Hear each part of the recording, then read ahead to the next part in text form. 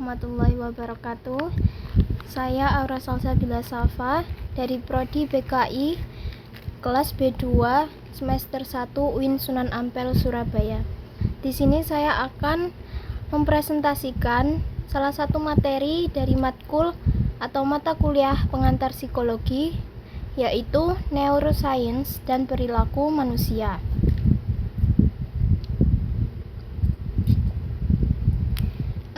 Di sini pertama-tama, pernahkah kalian berpikir sebenarnya dari mana sih semua perilaku manusia itu berasal? Jika kita mencoba mendeskripsikannya, sangatlah banyak cakupan yang merupakan kategori perilaku. Ya, memang tidaklah segampang menyebutkan satu persatu bentuk-bentuk perilaku manusia tersebut, karena kata perilaku tersebut bersifat umum. Perilaku manusia adalah semua kegiatan atau aktivitas manusia. Lalu apa sih ilmu neuroscience itu? Neuroscience atau ilmu neural adalah ilmu yang mempelajari hubungan antara perilaku manusia dengan aktivitas yang terjadi di otak. Neuroscience adalah ilmu yang dikhususkan untuk membahas mengenai studi secara saintifik dari sistem saraf.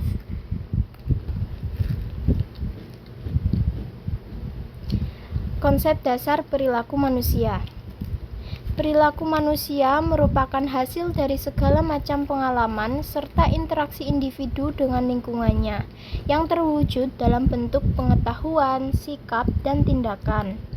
Oleh karena itu, perilaku seseorang sangat dikendalikan oleh pikirannya atau sistem kognitifnya, yang mana sangat dipengaruhi oleh pengalamannya, baik itu dari pengetahuan yang ia peroleh maupun ingatan tentang interaksinya dengan lingkungan sekitarnya.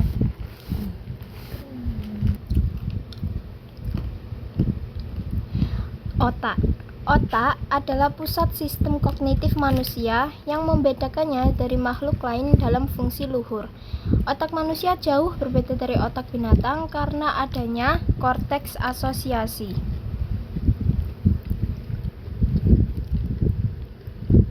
Apa itu korteks asosiasi? Korteks asosiasi adalah bagian dari korteks otak besar yang fungsinya untuk merekam pengalaman, persepsi, dan menggambarkan pemikiran dan bahasa. Area ini membantu manusia berinteraksi dengan lingkungan secara lebih efisien. Untuk lebih lengkap lagi, berikut penjelasan mengenai struktur dan bagian otak beserta fungsinya. Pertama-tama, otak merupakan pusat kendali dari semua alat tubuh yang terletak di dalam rongga tengkorak atau kranium yang dibungkus oleh selaput otak yang kuat. Di sini ada gambarnya, ada bagian-bagiannya yang akan saya jelaskan di berikutnya.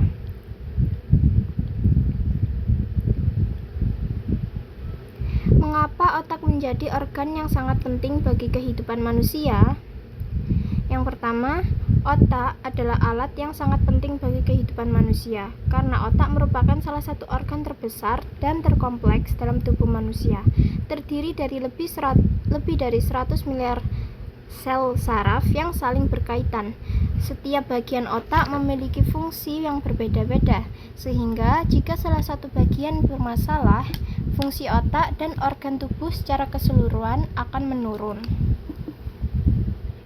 Hal yang kedua, otak merupakan organ vital pada sistem saraf karena memiliki banyak fungsi penting bagi tubuh, diantaranya mengontrol seluruh kegiatan tubuh seperti pikiran, ingatan, ucapan, perasaan, penglihatan, pendengaran, gerakan, detak jantung, dan pernapasan. Berperan sebagai pusat kendali tubuh bersama saraf tulang belakang, menyusun sistem saraf pusat atau SSP yang bekerja sama dengan sistem saraf tepi untuk memungkinkan manusia melakukan berbagai aktivitas.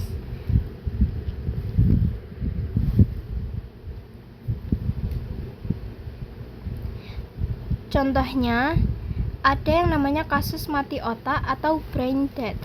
Hal ini terjadi dikarenakan sel-sel saraf di batang otak mengalami kerusakan atau kematian total. Bila hal ini terjadi, maka manusia kehilangan kemampuan untuk bernapas, menelan, atau bahkan mengalirkan darah melalui pembuluh darah yang dipompa oleh jantung. Oleh karena itu, tubuh manusia tidak akan dapat bertahan tanpa alat bantuan medis.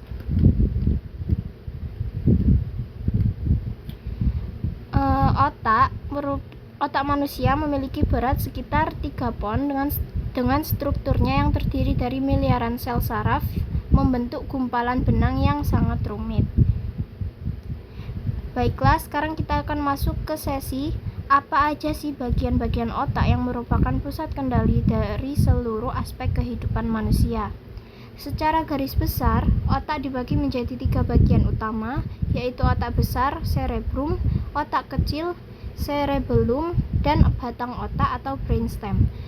Ruang antar bagian dibatasi oleh cairan otak, cerebrospinal fluid, sementara bagian luarnya terlindungi oleh 3 lapis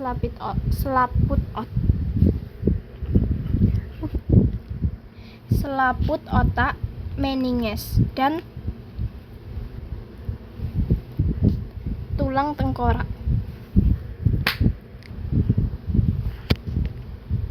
Dari ketiga bagian itu masih dibagi lagi menjadi beberapa bagian.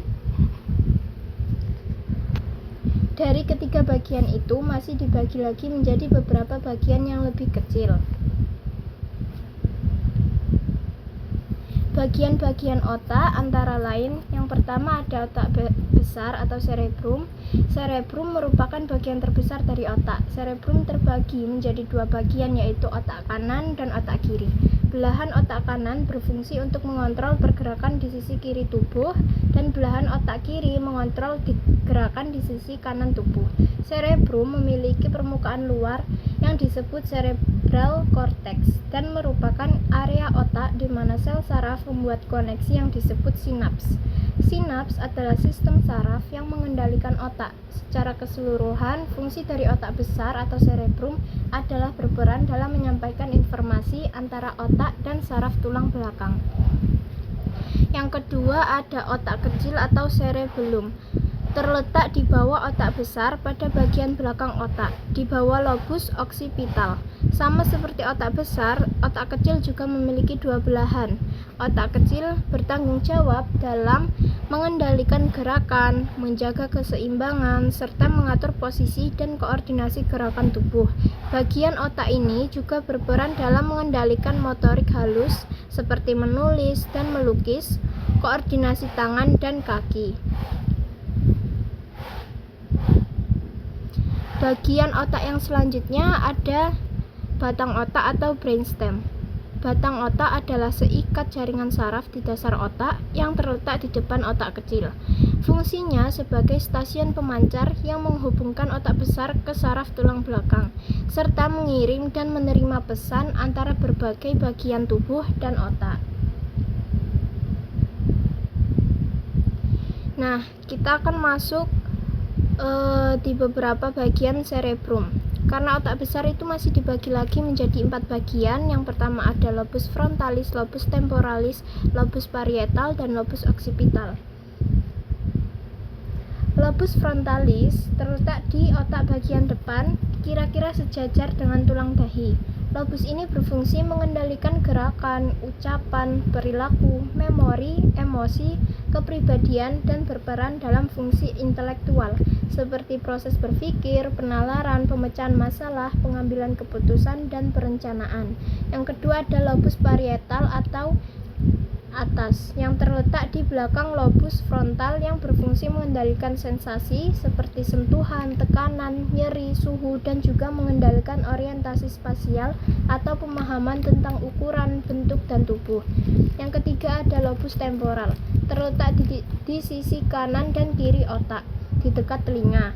Lobus ini berfungsi mengendalikan indera pendengaran, ingatan, emosi, dan juga berperan dalam fungsi bicara. Dan yang terakhir ada lobus occipital, terletak di bagian belakang otak yang berfungsi mengendalikan fungsi penglihatan. Lalu batang otak atau brainstem juga masih dibagi menjadi 3 bagian. Yang pertama ada otak tengah atau mesencephalon, adalah struktur yang sangat kompleks karena terdiri dari berbagai kelompok neuron, jalur saraf, dan lain-lainnya.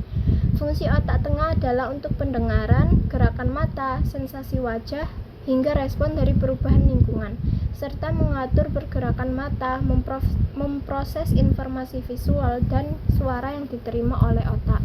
Yang kedua ada pons, merupakan bagian terbesar dari batang otak yang terletak di bawah otak tengah. Pons merupakan kumpulan dari saraf yang menghubungkan berbagai bagian otak dan terdapat ujung awal saraf kranial.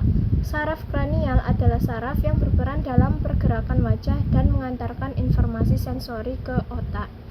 Yang terakhir ada medula oblongata, merupakan bagian otak yang terletak paling bawah, yaitu bagian otak yang bertemu dengan sumsum tulang belakang.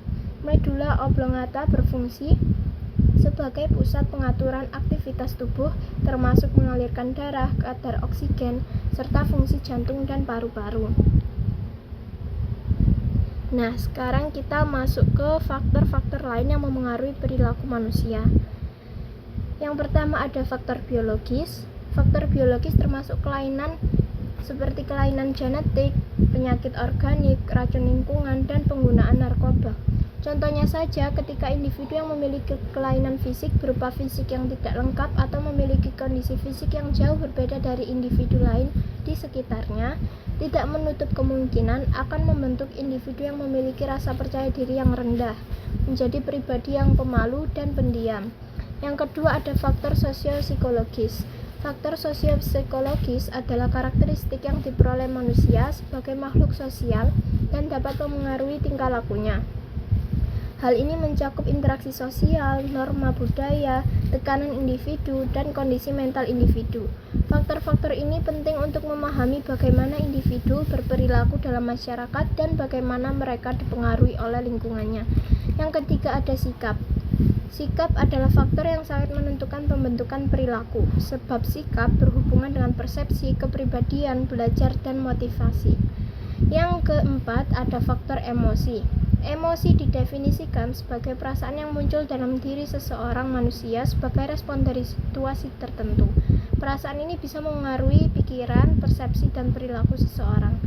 Perasaan ini juga bisa dari yang ringan hingga yang intens. Contohnya, ketika manusia itu senang, mereka akan tersenyum, seperti tertawa, riang, dan bisa berinteraksi dengan orang lain secara positif. Sebaliknya, apabila seseorang sedang merasakan marah, mereka akan menunjukkan ekspresi wajah yang garang, berperilaku agresif, dan denyut nadi yang meningkat. Yang kelima ada faktor kognitif. Faktor kognitif memengaruhi perilaku manusia karena kognitif merupakan proses mental internal yang mempengaruhi cara berpikir manusia. Pola pikir dan sudut pandang seseorang terhadap sesuatu dapat mengaruhi emosi dan perilakunya. Beberapa faktor kognitif dapat mengaruhi perilaku manusia adalah yang pertama, pengalaman atau pengetahuan, harapan, kebutuhan, motivasi, emosi, dan budaya. Sebagai contoh, stigma masyarakat tentang budaya pernikahan yang mana bila wanita di atas usia 30 tahun belum menikah dianggap hal yang tidak wajar dan mungkin akan menyebabkan wanita tersebut merasa tertekan dan berusaha menjauh dari lingkungan sosialnya. Lalu, mengapa sih studi keterkaitan antara otak dan perilaku itu sangat diperlukan?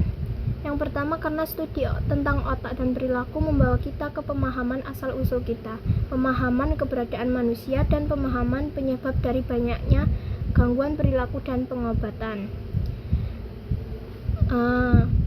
Sekian dari saya.